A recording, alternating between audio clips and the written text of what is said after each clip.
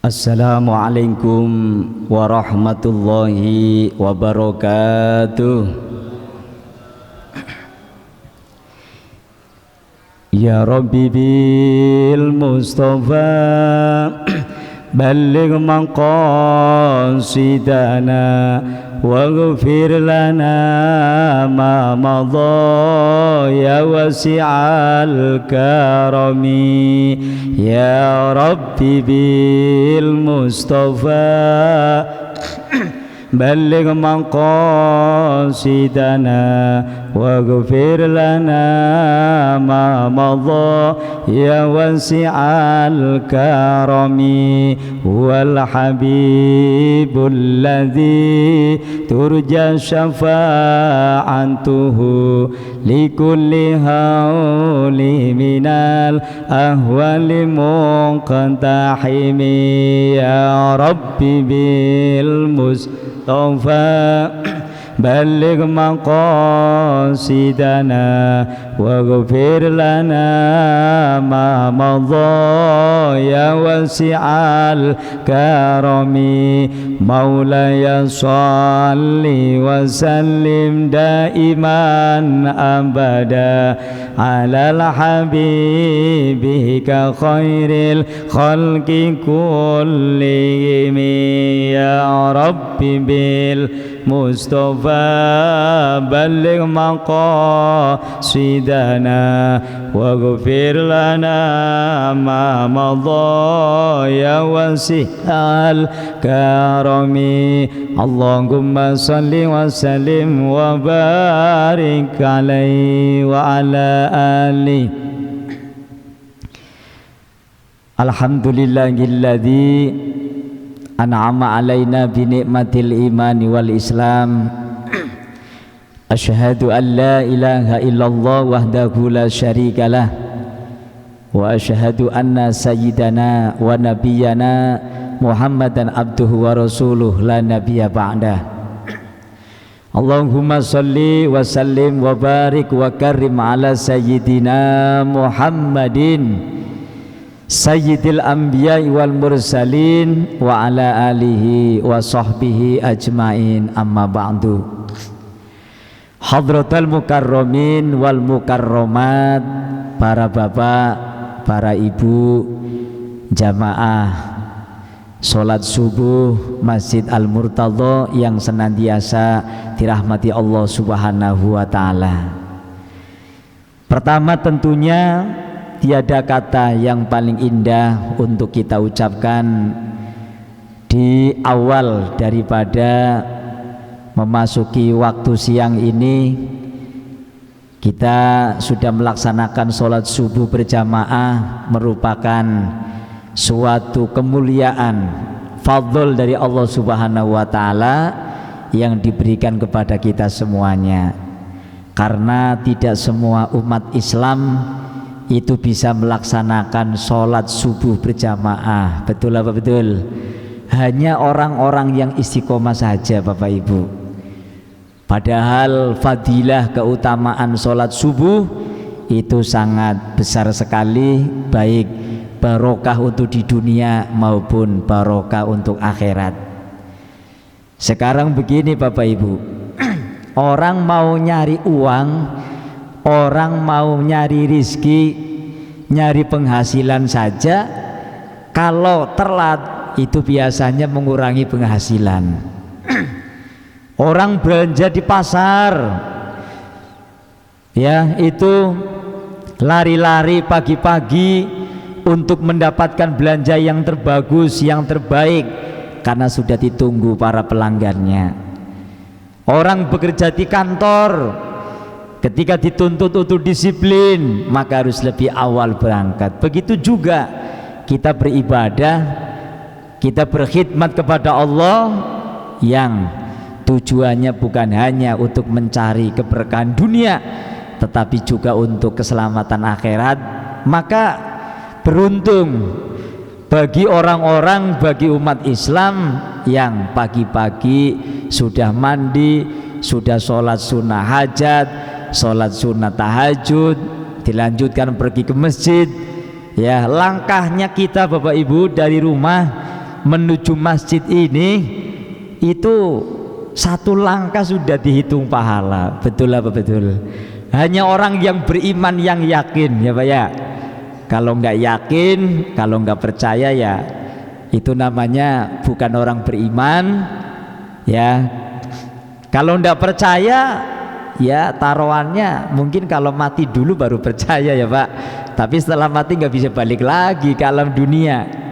Ya, alladzina yu'minuna bil ghaib wa yuqimus shalah. Jadi orang-orang yang beriman itu yang percaya dengan hal-hal yang gaib. Yang gaib itu apa diantaranya? Ya pahala itu Pak. Pahala, surga, neraka. Bagaimanapun kita akan ke sana. Mungkin teman-teman sahabat-sahabat Bapak Ibu yang usianya sudah 50, 60, 70, mereka sudah pulang duluan gitu ya. Yang pasti kita-kita ini juga sama nantinya akan ke sana. Ya, tapi perjalanan ke sana merupakan perjalanan yang cukup panjang, yang modalnya, yang bekalnya bukan pakai harta, bukan pakai materi dunia, tetapi pakai ibadah. Hanya saja ibadah itu bisa berbentuk perilaku, sholat, baca Al-Quran, sedekah, sodako, zakat. Ya, harta juga bisa menjadi ibadah kalau tasarufnya, kalau cara membelanjakannya itu betul sesuai dengan tuntunan syariat agama Islam. Nah, oleh karena itu mari kita sama-sama teguhkan hati kita untuk istiqomah tetap berjamaah di masjid, apalagi dilanjutkan dengan halakoh, duduk bersama untuk membahas dan mendengarkan ilmu-ilmunya Allah Subhanahu wa ta'ala. Mudah-mudahan ilmu yang akan kita kaji menjadi ilmu yang bermanfaat untuk kita semuanya, ya, hidup di dunia hingga sampai akhirat. Amin ya robbal alamin. Sholawat dan salam mudah-mudahan tetap tercurah limpahkan kepada keharibaan junjungan Nabi kita yang sudah memberikan petunjuk, memberikan bimbingan kepada kita semua melalui para sahabatnya, diturunkan oleh para tabi'in, tabi'in, para ulama, para kiai, para asatid, sehingga sampai kepada kita. Mudah-mudahan besok di yaumul qiyamah kita semua tergolong umat Nabi yang akan mendapatkan pertolongan atau syafaat di alam akhirat. Amin. Amin ya robbal alamin. Hadirin Bapak Ibu yang dirahmati Allah Subhanahu wa ta'ala, pagi ini kita gilirannya akan membahas tentang sholat khauf. Khauf itu artinya takut gitu Pak. Sholat dalam kondisi keadaan sedang takut. Takut ada peperangan, kayak saat ini di Palestina itu kan lagi perang Bapak Ibu ya, Israel gitu ya. Kita doakan semoga saudara-saudara kita di Palestina, para muslimin muslimat, mereka diberikan keteguhan oleh Allah Subhanahu wa ta'ala, diberikan pertolongan Allah Subhanahu wa ta'ala ya. Dan musuh-musuh Allah yang ingin membasmi kepada umat Islam ya segera diberikan petunjuk agar dihentikan peperangan itu. Jadi nyatanya sampai detik ini negara yang masih dalam kondisi tidak aman seperti Indonesia masih ada Bapak Ibu ya. Makanya kita patut bersyukur hidup di negara Indonesia yang negaranya itu tentram, kata orang Jawa bilang tentram ayem gitu ya, loh jinawi, sholat nggak ada yang ganggu, ibadah nggak ada yang ganggu, kerja kita masih tenang, nyari duit kita masih bebas. Maka kita bersyukur Bapak Ibu. Jangan sampai negara Indonesia ini yang dulunya adalah Nusantara, ya persatuan antar pulau bersatu menjadi republik, ini tetap dijaga oleh Allah Subhanahu wa ta'ala. Makanya Islamnya kita harus kompak, walaupun beda suku, ada Betawi, ada Jawa, ada Sunda, ada Bali, ada Kalimantan, kita tetap saling menghormati. Betul apa betul? Beda bahasa ya, bahkan sekalipun mungkin beda agama ya Bapak Ibu. Kan kita hidup di Indonesia ini agamanya selain Islam ada agama lain. Selagi mereka tidak memusuhi kita, selagi kita atau mereka tidak menyakiti kita, menzalimi kita, ya kita wajib saling menghargai selaku manusia. Makanya dalam konsep Ahlus Sunnah wal Jamaah ada yang disebut dengan ukhuwah basyariyah. Ukhuwah basyariyah ini persaudaraan antar manusia, Pak. Ya, jangankan kita sesama muslim, gara-gara beda paham, yang satunya kunut, yang satunya enggak, ketemu enggak mau tatap muka, waduh ini bahaya ya Pak. Gara-gara yang satunya biasa zikir keras, yang satunya enggak mau zikir, mereka tidak ngakui kita, itu bukan kelompok kita, itu bukan orang kita. Apa-apaan ini ya. Islam itu menganjurkan, sekalipun beda agama, kita sama-sama manusia ciptaan Allah ya, mari kita hidup bersama, saling menghargai, nggak usah saling mencaci maki ya. Terutama sekarang ini di tahun politik, kita saling menghargai, jangan mudah terprovokasi dengan hoax, terprovokasi dengan fitnah-fitnah. Silakan beda pilihan, yang penting kita saling menghargai, negara kita tetap satu ya. Yang penting kita berdoa kepada Allah, siapapun mereka yang mencalonkan sebagai pemimpin Indonesia ya, kita doakan yang Allah ridhoi, yang Allah beri petunjuk kepada mereka, sehingga memimpin bangsa ini, bangsa Indonesia tetap menjadi baldatun thayyibatun warubun ghafur. Amin ya robbal alamin. Kita patut bersyukur Pak, karena kita melihat Palestina itu negara Islam Pak ya, tapi perang ya, ndak aman di sana. Nah, kita di sini Indonesia bersyukur, padahal di sini kita agama bukan hanya Islam, walaupun Islam mayoritas, organisasi bermacam-macam, kelompok-kelompok ya, kebudayaan bermacam-macam, tapi alhamdulillah Allah masih memberikan persatuan Indonesia, kita bersyukur. Maka mari kita ibadah yang rajin, berdoa agar Indonesia tetap menjadi negara yang barokah, yang penuh keberkahan untuk kita semuanya. Baik Bapak Ibu yang dirahmati Allah Subhanahu wa taala, kita ngecas setiap seminggu sekali, seminggu 2 kali, ngecas batin berupa ilmu Pak. Orang Islam kalau nggak mau ngaji itu bagaikan HP yang nggak pernah dicas ya Pak ya. Jadi nggak bisa nyala Pak, ada barangnya tetapi nggak bisa bersinar, nggak bisa nyala. Orang Islam ini harus tholabul ilmi ya, tholabul ilmi faridatun ala kulli muslimin wa muslimat. Yang namanya mencari ilmu, yang namanya ngaji, itu tidak ada batasan waktu, itu wajib bagi orang Islam, baik perempuan baik itu laki-laki. Minal mahdi ilal ahdi, kewajibannya dari mulai kita diayun, digendong sama ibu kita sampai ajal menjemput ya, itu batasan daripada ngaji, batasan daripada taklim. Makanya kita nggak boleh bosan, nggak boleh berhenti untuk taklim. Jadi bukan setelah kita kuliah S1, S2, S3 kemudian berhenti, nggak mau ngaji, nggak boleh ngaji, enggak, tetap ilmu itu terus, karena ilmu Allah itu ketika digali tidak ada batasnya, tidak ada habis-habisnya. Nah, karena ngajinya kita orang-orang tua ya di masjid, nggak mungkin kita ngajinya di sekolah SD pakai celana merah pendek, bajunya putih, kan nggak mungkin. Pakai apa namanya ya, celana pramuka, nggak mungkin. Ngajinya kita, tholabul ilminya kita ya di masjid, namanya majelis taklim. Majelis taklim itu digambarkan oleh Rasulullah Bapak Ibu, itu bagaikan taman surga. Makanya orang yang ngaji itu dapat hidayah, dapat petunjuk ya.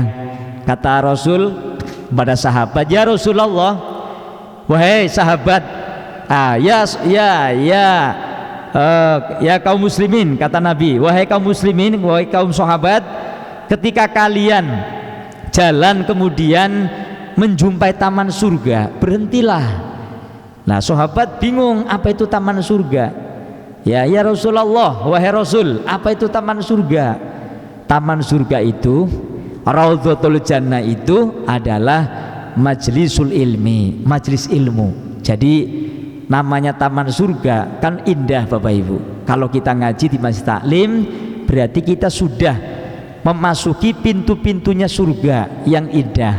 Artinya salah satu jalan yang paling tepat untuk menggapai surganya Allah Subhanahu wa taala ya tidak bukan dan tidak lain adalah majelis ilmu dimanapun ya, karena dengan kita ngaji kita ngerti tata caranya ibadah, kita ngerti tata caranya sholat yang benar, kita ngerti tata caranya ibadah-ibadah yang lain. Baik, sebelum saya membaca kitab yang akan kita baca Babul Khauf atau sholat khauf, dan nanti ada tambahan tentang al-libas, tentang pakaian, kita tawasul dulu kepada pengarangnya. Mudah-mudahan ilmu yang kita kaji menjadi ilmu yang bermanfaat dan barokah dan wusul kepada Allah Subhanahu wa taala. Liridho illah wa li syafaati Rasulillah wa ila hadratin nabiyil Mustafa Muhammadin sallallahu alaihi wasallam wa ala alihi wa ashabihi wa azwajihi wa dzurriyyati ajmain, wa khususan ila hadrati musannifi hadzal kitab Asy-Syaikh Zain bin Ibrahim ibn Zain bin Smith, wa ila hadrati Hasan bin Ahmad bin Muhammad bin Salim Al-Kaf, wa ila hadrati Syekh Al-Imam Abi Sujai nafanallahu bi ulumihim wa bi karomatihim fid daroni amin. Syai'u lillahi lahum al-Fatihah. A'udzu billahi minasy syaithanir rajim. Bismillahirrahmanirrahim. Alhamdulillahi rabbil alamin. Ar-Rahmanir Rahim. Maliki yaumiddin. Iyyaka na'budu wa iyyaka nasta'in. Ihdinas siratal mustaqim. Siratal ladzina an'amta 'alaihim ghairil maghdubi 'alaihim waladdallin. Amin.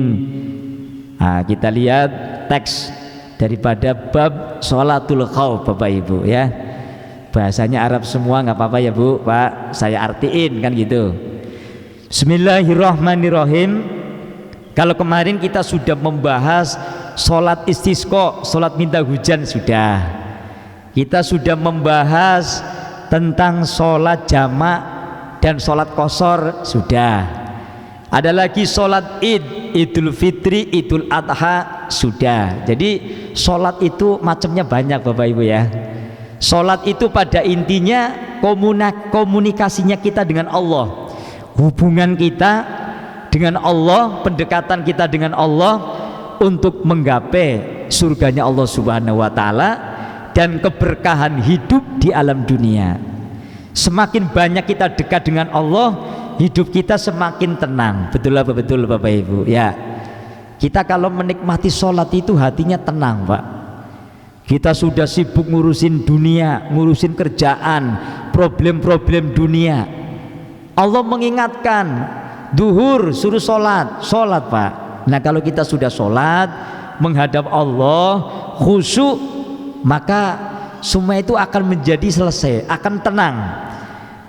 Dan sholat bisa menyelesaikan masalah, dalam arti kata akan membimbing kita untuk andaikan kita punya problema, punya masalah di dunia, akan Allah tolongin, Allah akan bantu agar kita ini diselesaikan masalahnya. Wasta'inu bisobri wassolah, kata Allah Pak. Wasta'inu, minta tolonglah kalian semua. Maksudnya kalau kita punya masalah di dunia ini, baik masalah keluarga, masalah tentang kerjaan, masalah tentang karir, tentang jabatan dan segala macam problem lah, termasuk urusan akhirat. Kata Allah, wasta'inu bisobri, suruh sabar Pak. Tapi sabar nggak cukup. Ya ada masalah, sabar, sabar gitu. Nah dengan sabar memang manusia itu bisa menghentikan mungkin problemanya, tapi tidak cukup untuk mendapatkan pertolongan kalau tidak disambung bisolat, dengan sholat. Jadi sholat itu salah satu media, salah satu alat, salah satu kunci agar kita mendapat pertolongan dari Allah Subhanahu wa taala, baik pertolongan dunia maupun pertolongan urusan akhirat. Babu sholatil khaufi, bab tentang sholat khauf. Khauf itu maknanya takut Ibu. Nah takut karena apa Bapak Ibu? Ayis sholatu halal khaufi dalam arti sholat dalam kondisi takut.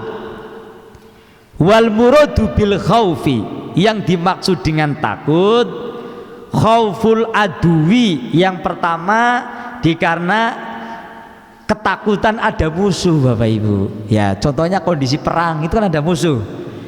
Dulu Indonesia 350 tahun dijajah Belanda, Jepang dan sebagainya. Itu dalam kondisi takut. Ya Bapak Ibu tahu di film-film itu, karena mungkin Bapak Ibu nggak zamanin perang. Kalau Bapak Ibu kakek nenek kita mungkin zamanin ya Bu ya. Iya Pak ya. Nah itu kita taunya di film ya Pak ya. Lagi sholat tiba-tiba sudah diberondong pakai tembakan, pakai senjata senapan dan sebagainya. Sholat ngumpet-ngumpet. Nah ini berarti kita mau sholat dalam kondisi takut Bapak Ibu. Dan terutama yang menghadapi ini semua biasanya para tentara. Kalau orang yang bukan tentara masih bisa ngumpet-ngumpet. Kalau tentara bagaimanapun harus menghadapi musuh begitu. Awil kitali, peperangan tadi, ada musuh, ada peperangan. Awil khaufi ala malihi, atau takut dikarenakan hartanya itu mau dirampok, hartanya itu mau dicuri, hartanya mau dirampas, ya Pak. Au nahwihi, atau yang lainnya. Jadi dalam kondisi takut Bapak Ibu, kalau memang datang waktu sholat, ya kita suruh sholat atau kita ngerjain sholat, nggak boleh ninggalin sholat semampunya. Bagaimana caranya Bapak Ibu? Makanya di sini dibahas dalam Islam. Karena kondisi manusia itu kan tidak selamanya aman. Kondisinya manusia tidak selamanya tentram, dalam kondisi baik-baik saja. Ya, tapi dalam kondisi ada kalanya tidak baik Bapak Ibu, ya. Nah, makanya kita bersyukur di Indonesia kita tidak ada perang. Alhamdulillah. Tapi kan bisa saja Pak, naudzubillah min dzalik, ada orang kaya tapi hartanya diancam mau dirampok gitu ya. Perampoknya kanan kiri sudah pada ngepung, datang waktu sholat, bagaimana kita ini ya? Apa kita berdiri saja atau kita duduk saja ketakutan? Kalau waktunya harus sholat ya sholat, kayak itu Bapak Ibu. Nah baik, kita bahas ilmunya. Al aslu fiha qauluhu ta'ala, dasar pengambilan syariat atau aturan sholat khauf adalah firman Allah Subhanahu wa ta'ala yang mengatakan, wa idza kunta fihim fa aqamta lahumus sholata faltaqum ta'ifatum minhum ma'ak. Ini adalah ayat Al-Quran diambil dari surat An-Nisa ayat 102. Jika kamu ya dalam kondisi pada golongan mereka, artinya ada di antara kalian yang kondisinya itu takut, maka ada sebagian kelompok yang harus mengerjakan sholat bersamamu. Cuman ini ayat tidak dijelaskan atau tidak dikutip dalam kondisi lengkap, maksudnya adalah dalam tafsiran. Jadi pada intinya bahwa ayat ini adalah dasar dalil Al-Quran yang sebagai sumber daripada penjelasan tentang dalam kondisi takut kita tetap harus mengerjakan sholat 5 waktu. Anwa'u sholatul khaufi, adapun macam-macam sholat dalam kondisi takut, bisitti asyrota kaifiyatan. Sebenarnya Bapak Ibu, macam-macam daripada sholat dalam kondisi takut menurut pendapat para ulama itu ada 16 cara, ada 16 macam gitu. Nah supaya tidak bingung Bapak Ibu, maka imamuna, Imam Syafi'i, imam madhab yang biasa kita ikuti, ikhtaro minha al-imamu syafi'iyu arba'atan. Imam Syafi'i mengambil 4 saja. Dari 16 itu kemudian dirangkum menjadi 4. Jadi sholat dalam kondisi takut Bapak Ibu itu ada 4 macam, ada 4 cara Bapak Ibu ya. Nah ini kita belajar ilmunya. Siapa tahu suatu ketika kita ngadepin hal-hal yang seperti ini? Syukur-syukur sih tidak. Allahumma amin. Ya Pak ya. Syukur-syukur kita normal-normal saja. Cuman kan kalau kita sampaikan bahwa dalam kondisi takut, dalam kondisi bahaya, kita kok tetap ngerjain sholat, berarti Allah akan memberikan pahala yang sebesar-besarnya. Karena kata ulama ya, yang namanya pahala ya, al ajru bi qadri ta'ab. Yang namanya ajrun itu pahala, upah ya, balasan Bapak Ibu. Bi qadri ta'ab itu mengukur tingkat kepayahannya. Sekarang saya tanya Bapak Ibu, kira-kira sholat lohor, sholat zuhur, ya sholat zuhur Bapak Ibu dalam kondisi siang nih, dibanding sholat subuh, kira-kira beratan mana Bapak Ibu? Subuh ya Bu ya. Subuh walaupun 2 rakaat Ibu, tapi bangunnya Masya Allah. Kalau nggak biasa, betul apa betul? Ya, lah kalau sholat zuhur, sholat asar itu kan orang dalam kondisi rata-rata tidak tidur, mungkin beratnya ninggalin pekerjaan dan sebagainya. Lah tantangan sholat subuh lebih berat, berarti pahalanya lebih gede dibanding daripada sholat yang tidak berat. Nah, al ajru bi qadri ta'ab itu dalam kondisi sholat wajib. Nah, sholat sunnah Bapak Ibu, sholat sunnah tahajud, hajat, jam 2:30, jam 2 kan berat ya Bapak Ibu. Itu pahalanya lebih besar Bapak Ibu, karena ngejalaninya itu memang berat gitu. Nah begitu juga sholat dalam kondisi takut, itu juga pahalanya besar. Hadirin Bapak Ibu yang dirahmati Allah Subhanahu wa Ta'ala, kita masuk tadi Imam Syafi'i memilih bahwasanya cara-cara sholat dalam kondisi takut itu jenisnya ada 4, walaupun para ulama menyampaikan 16. Al-ula yang pertama kata beliau, sholatuhu sallallahu alaihi wasallam bidzati riqa. Ini semua merujuk kepada sholatnya Rasulullah sallallahu alaihi wasallam. Jadi Rasul dulu ketika sholat dalam kondisi takut Bapak Ibu, ini yang pertama sholat ya pada dzatur riqa. Dzatur riqa itu nama sebuah tempat. Riqa sendiri artinya benteng. Apa yang dimaksud sholat khauf bidzatir riqa? Sholat khauf, sholat dalam kondisi takut, ketika Rasul melaksanakan di daerah dzatur riqa, artinya ada sebuah benteng, ada sebuah penghalang antara kita dengan musuh. Ini dalam kondisi perang Bapak Ibu. Nah mari kita simak penjelasannya Bapak Ibu. Wa hiya idza kanal aduwu fi ghairi jihatil kiblati. Maaf tulisannya ada yang keliru huruf, qabilah dengan kiblat beda, salah ketik Bapak Ibu. Kalau kiblat itu artinya menghadap, kiblat itu kita ke arah Ka'bah. Kalau qabilah itu kelompok. Kalau di Indonesia itu suku, ya kan di sana ada qabilah Quraisy, ada qabilah yang lain. Kalau di Indonesia ada suku Betawi, suku Jawa, suku Bali, suku Madura, suku Sunda. Itu namanya qabilah kalau di Indonesia. Nah ini yang maksud gini, wa hiya idza kanal aduwu fi ghairi jihatil kiblati. Yang dimaksud tata cara sholat khauf dzatur riqa yang pertama Bu, Pak, kelompok pertama, sholat ketika kondisi musuh itu bukan di arah kiblat. Kita di sini nih Bu, musuhnya mungkin di belakang sana atau di arah sono selatan maunya ya, bukan di sono, bukan. Au fi jihatiha wa hunaka hailun, atau kondisi kita ada di sini, musuh ada di kiblat sana, tapi di sana itu ada benteng. Kalau ada musuh dari sono nembak kita ke sini, itu susah kayak gitu. Ya, kayak maaf, saya itu ada di Gintung. Pesantren saya di Al Fauzan itu, kalau saya sholat itu menghadap lapangan tembaknya Kopassus gitu ya. Untungnya ke sini ada benteng, jadi peluru nggak pernah nyasar gitu ya. Itu saya kalau sholat menghadapnya ke tempat Kopassus. Setiap hari aktif, dar der, ada orang latihan tembak gitu Bapak Ibu.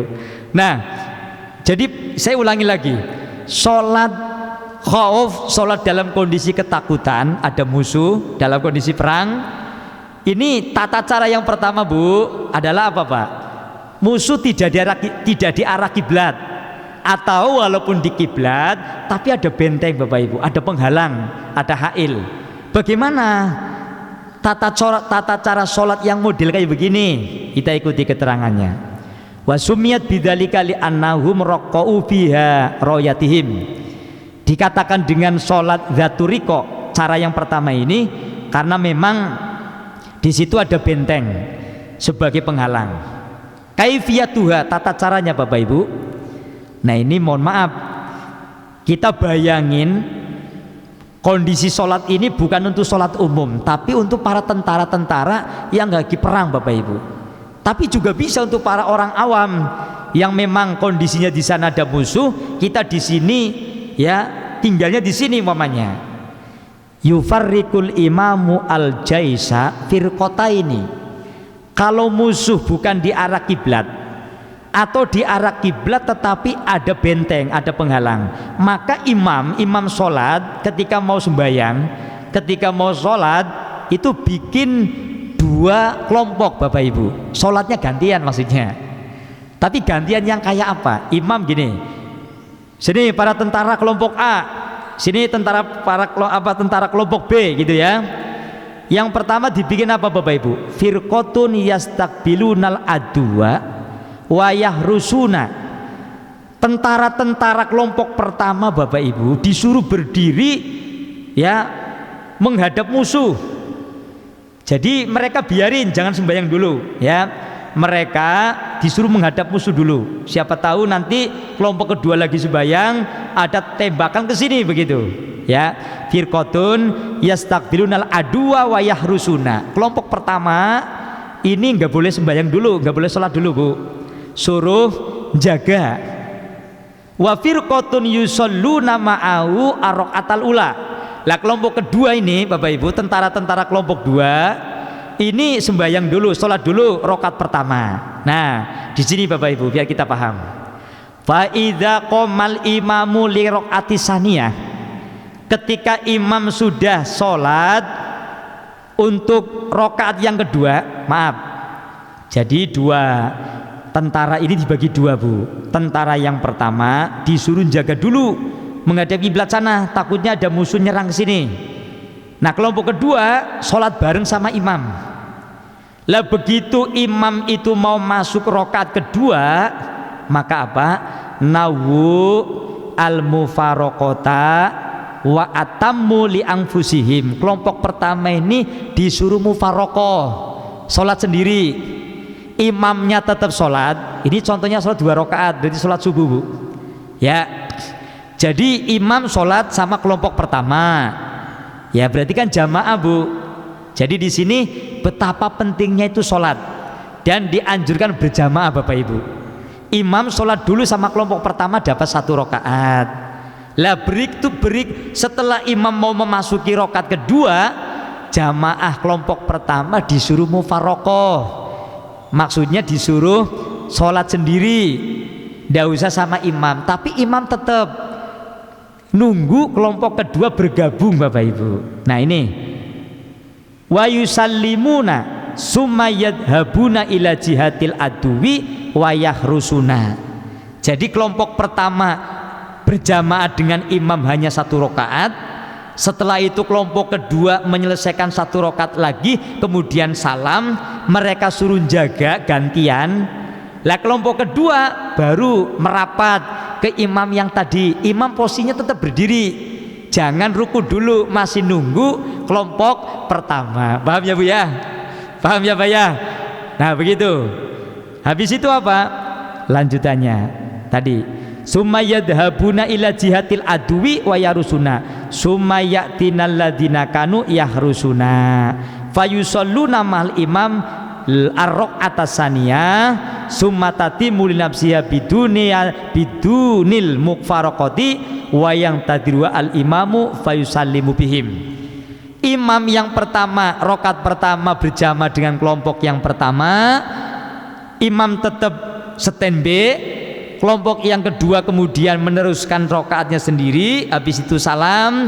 Setelah salam mereka bubar, langsung gantian dengan kelompok kedua. Lah kelompok kedua itu merapat kepada imam. Nah di sini kelompok kedua itu sholat berjamaah dengan imam yang masih standby di situ. Setelah itu meneruskan rokaat berikutnya. Nah begitu kelompok kedua ini kan baru dapat 1 rokaat nih Bapak Ibu, imamnya kan juga baru dapat 1 rokaat.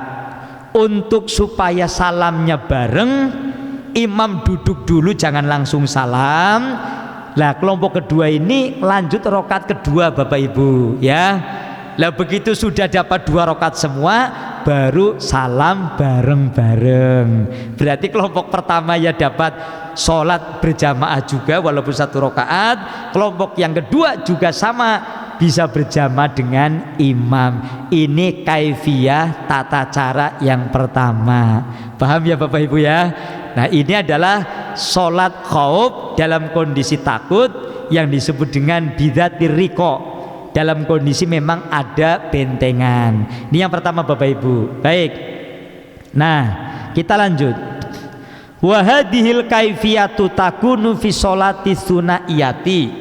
Tata cara seperti itu Bapak Ibu, 1 rokaat berjamaah, rokaat berikutnya jamaahnya gantian bagi sholat yang rokaatnya 2, contohnya subuh. Nah sekarang bagaimana kalau sholat yang model kayak 3 rokaat seperti maghrib? Amma fi sulasiyati fayusolli bil ula rok'ataini ya wa bisaniyati rok'atan wahidatan. Lah kalau modelnya itu apa namanya, sholatnya yang model 3 rokaat seperti maghrib, berarti apa? Bil ula rok'ataini, setelah imam dapat 2 rokaat dengan kelompok pertama, begitu mau masuk rokaat ketiga, maka kelompok pertama ini mufaroqah dan menyelesaikan sholatnya Bapak Ibu. Imam tetap standby untuk menunggu 1 rokaat lagi sambil berjamaah dengan kelompok kedua. Itu Bau. Nah kalau modelnya yang 4 seperti duhur sama asar dan isya, wa fir rubaiyati fayusolli bikulin minhuma rok'ataini. Kalau sholatnya itu isya, asar, zuhur, maka begini, imam berjamaah dulu sama kelompok yang pertama. Nah kelompok kedua itu jaga dulu, takutnya ada musuh menyerang dari arah kiblat. Begitu kelompok pertama dan imam sholat sudah dapat 2 rakaat, maka imam duduk dulu. Nah makmum nyelesain diri. Ya makmumnya itu kelompok pertama 2 rakaat lagi sampai salam. Begitu sudah selesai, maka kelompok kedua ini merapat ke imam. Imam posisinya masih duduk tahiyat yang pertama, mau rakaat ketiga. Andaikan ini sholat isya, zuhur, kemudian asar. Nah kelompok kedua baru ngikut. Jadi intinya pembagiannya 2 rakaat. Kalau maghrib 2 rakaat dulu, batasannya tahiyat awal, baru 1 rakaat ya itu dengan kelompok kedua. Ini andaikan sholat maghrib, gitu ya Bapak Ibu ya. Nah ini tata cara yang pertama. Pada intinya bahwa sholat dalam kondisi takut, ketika musuh-musuh itu di arah kiblat, ya musuh-musuh itu bukan di arah kiblat atau di arah kiblat tapi ada hail, ada benteng, maka tata caranya yang seperti ini begitu Bapak Ibu ya. Nah insya Allah saya ngaji sampai jam 6 ya Bapak Ibu ya. Biasanya sampai setengah 7 ya, kan kurang lebih 1 jam, malah lebih dikit. Nah memang sekarang subuhnya itu kan maju Bapak Ibu. Biasa setengah 5, sekarang subuh jam 4 10 menit ya. Nah baik Bapak Ibu, saya lanjutin lagi tata cara yang kedua Bapak Ibu. Nah sekarang begini, mudah-mudahan yang pertama paham ya Bapak Ibu ya, biar gak bingung. Yang penting paham dulu lah ya. Dan mudah-mudahan kita nggak ngelakonin, nggak jalaninnya kayak begini. Andaikan terjadi seperti ini, kita sudah tahu tata caranya. Ya silakan, gimana? Boleh ya, boleh. Mau praktek biar lebih jelas, Ibu ya. Sekarang Ustadz siapa itu? Huda maju ya. Nah Ustadz ini paling dah contohnya makmumnya 5 orang lah ya. Ya, Ustadz Huda, mana Ustadz Huda? Oh ya, siapa aja? Ustadz Sulaiman maju Ustadz ya. Sama Ustadz Asep maju Ustadz Asep. Ditambah lagi 2 atau 3 orang untuk jamaah ya. Praktek biar punya bayangan. Ini cara yang pertama ya. Ya, sini. Ya, biar paham jamaah. Oh ya. Ustaz Sulaiman sini jadi imam di sini. Ya. Jamaahnya tambah lagi. Silakan tambah 2 atau tambah 3. Dalam kondisi perang Haji. Oh senjatanya. Iya. Jadi nanti ada keterangan di bawah bagaimana sholat itu membawa pedang, membawa tembakan gitu ya. Ya mohon maaf tambah 2 lagi. Ya, baik. Yes. Bapak yang berdua ini yang muda-muda nggak apa-apa, Haji sini. Nah, yang muda-muda ya. Yang perang biasanya muda, Haji sini. Oh iya, gini aja udah biar ke banyak orang. Pak Haji di sini dirinya. Ya 2 sini dulu, Bapak sini. Iya jaga, ini jaga. Ini sholat khauf, sholat dalam kondisi takut. Jadi seolah-olah Bapak Ibu ini begini, musuh bisa juga ada di Lenteng Agung gitu ya, atau ada di Srengseng sawah gitu ya. Tapi ada benteng Bapak Ibu, atau bisa juga musuh tidak ada di Lenteng Agung tapi adanya di sono di Ciracas gitu ya, di arah timur. Oh sana itu belum kan? Oh sana ya kalau timur ya.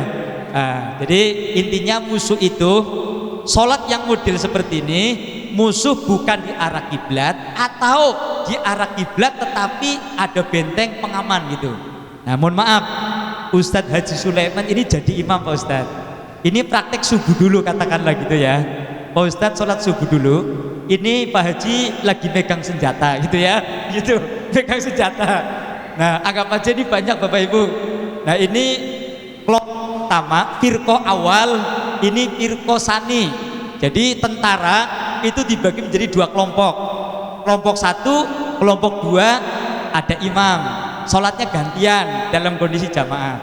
Pak Ustadz seolah-olah sholat subuh Pak Ustadz 2 rakaat saja gantian ya, tapi begitu Pak Ustadz mau masuk rakaat kedua Pak Ustadz diri saja. Lah ini gantian nerusin, habis nerusin 1 rakaat salam gantian ya silakan Pak Ustadz ya, cara cepat juga nggak apa-apa ya, silakan ngikuti Pak Ustadz.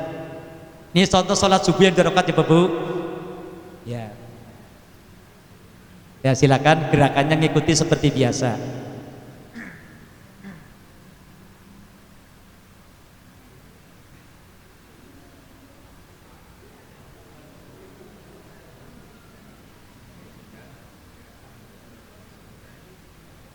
Ya, Imam Ustadz Sulaiman jangan diri dulu. Nah, Pak Ustadz Sulaiman duduk. Nah, 1 rakaat. Ini sudah 1 rakaat. Ustadz Asep sama Bajin terusin rakaat berikutnya. Nah, karena ini subuh, bagi kita kan kunut, nanti kunut gitu. Ya kan ada juga mereka yang tidak pakai kunut. Ya, terusin Pak Ustadz sampai 1 rakaat lagi. Ini berarti mufarokoh Bapak Ibu ya, memisah dari imam. Sudah niat berpisah dari imam, terusin. Iya, pakai kunut. Ya, lanjut. Ya. Ustadz Sulaiman tetap enggak, Ustadz Sulaiman masih berdiri, masih duduk, karena ini belum selesai, belum. Iya. Iya.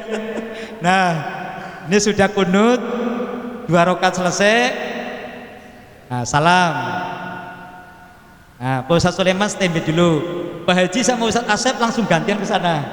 Iya, ke depan, gantian jaga musuh. Iya. Gantian. Nah, iya Mas, taruh enggak apa-apa senjatanya. Ya, ini Pak Ustadz. Nah, Ustadz Soleman langsung berdiri 2 rakaat yang kedua. Silakan Pak Ustadz. Allahu Akbar. Nah, Pak Haji ngikutin. Niat berjamaah sama Imam Ustadz Sulaiman. Nah, silakan Pak Ustadz. Sami Allah. Nah, ini kan Pak Ustadz Sulaiman tadi sholat subuh ya Bu. Karena kita penganut kunut, boleh Ustadz Sulaiman kunut, makmunya ngikut kunut gitu. Silakan Pak Ustadz, seolah-olah lagi kunut. Pak Ustadz ngikutin kunut. Nah, ya, silakan Pak Ustadz Sulaiman langsung ruku gerakan berikutnya. Ya, ini Ustadz Asep sama Pak Haji lagi jaga musuh. Allahu Akbar. Nah, baik, Ustadz Soleman kan, silakan Ustadz Soleman. Maaf, ya Pak Ustadz ikut duduk. Ini Ustadz Soleman udah dapat 2 rakaat. Sebelum Ustadz Soleman salam, Pak Haji nerusin dulu 2 rakaat. Nanti salamnya bareng.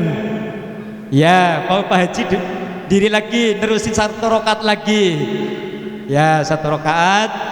Ya, Ustadz Soleman belum salam ya. Nah, Allahu Akbar, kunut lagi Pak Haji, karena kita penganut kunut. Ya, kunut langsung ke bawah. Ya, Allahu Akbar, terus. Nah, baik, berarti kan takbirnya paling gak keras biar imamnya itu dengar. Nah, sekarang posisi sudah tahiyat semuanya. Kelompok 2 udah dapat 2 rakaat, imam juga sudah 2 rakaat. Ustadz Soleman imam salam Pak Ustadz. Ya, salam ikut salam. Nah, sudah kelar Bapak Ibu. Ini model 2 rakaat. Model maghrib, ya, ketika imam sudah dapat 2 rakaat baru gantian. Ya, kelompok 2 masuk. Berarti imamnya kan 1 rakaat lagi. Nah, berarti ini nanti kelompok kedua nerusin, ngikutin. Nah, karena sholatnya 3 rakaat kan berarti ini Ustadz Soleman rakaat ketiga. Nah, apa mau dipraktekin aja?